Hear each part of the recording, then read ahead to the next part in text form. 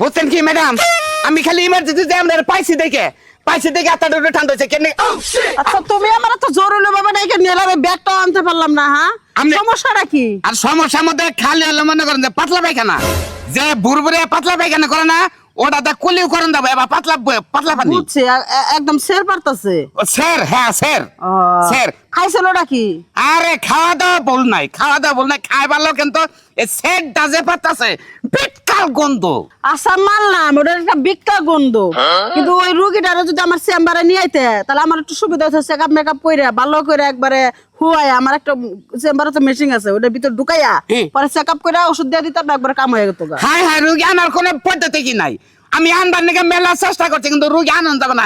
রুগীরে দইরে আমার ধরনই যায় না এরকম বুঝছি, বিশাল খারাপ অবস্থা। তাহলে এনে দেরি করা এটা ঠিক না। না ঠিক না। আপনি কি ইঞ্জেকশন মেডিসিন না করেন না কোন আনছেন কি?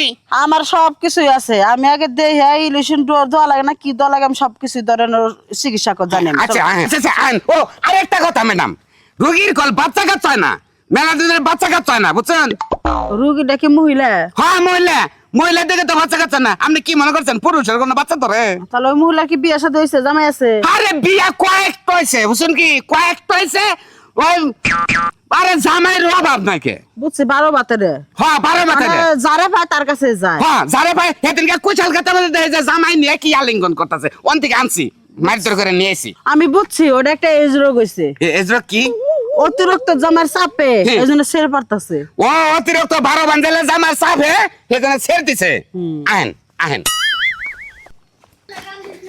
কান্দিস না তাই করছি ম্যাডাম বলেন আপনি আমার চেকআপের মধ্যে কোনো কথা কবেন না। আচ্ছা ঠিক আছে দেখতাছি। 2টা দিন ধরে খাওয়া দাওয়া একদম বন্ধ হয়ে গেছে, ঘুম বন্ধ হয়ে গেছে। কথা কন আপনার ঘুম ঠিক আলো হইব, সবকিছু ঠিক আলো হইব, আপনি চিন্তা করেন না। ম্যাডাম কারে চেকআপ করেন? এই ম্যাডাম আমি মানুষ। গরম হয়েছে এই জীবনে কটা পেরিত করছেন? আমি হ্যাঁ একটাই জীবনে করছিলাম, তাও হাঙ্গা বয়ে গেছি। না আপনি করে তো হইব না।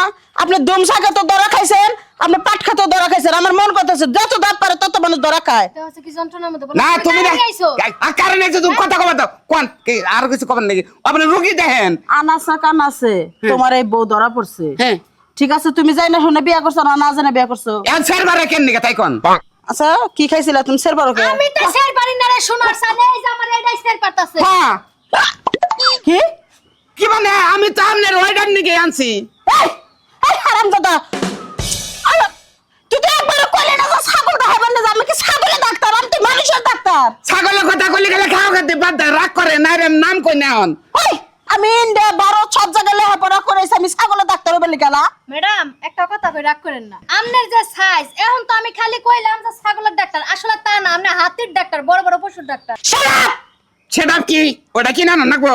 তোর বাবার ডাক্তার হারামজাদা। বাবার কত ডাক্তার বড় সাহস আবার ছাগল দেখাবেন নিয়ে আইছে?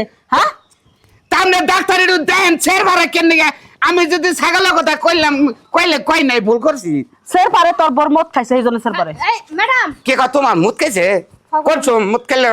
তুমি না কি নিয়ে আইছো? হ্যাঁ তুমি দেখাও না আনবা না? আরে এর সাইজ দেখে মনে হচ্ছে যে এবার পশুর ডাক্তারি কইছি আর শিকার করলো আর তো জিজ্ঞাসাপাতি করলো না সেজন্য নিয়ে আইছি। আমি একলাই ওই যে কবিরাজের কাছে নিয়ে যাই, তুমি বাইতেই থাকো। যাও তুমি আধা কিলে নিও আধা কিলে নেওগা। তাই তো ঠিকই আছে, আমি তো বোকামি করছি। জাগরে পশু টসু অসুখ হয় ডাক্তারখানায় গেলে গেলাম ডাক্তার ভালো করে ভাঙ্গেছে বুঝে কবেন আমার পশু অসুখ হয়েছে, তা নাহলে এইরকম বেতালি বাঁচবো।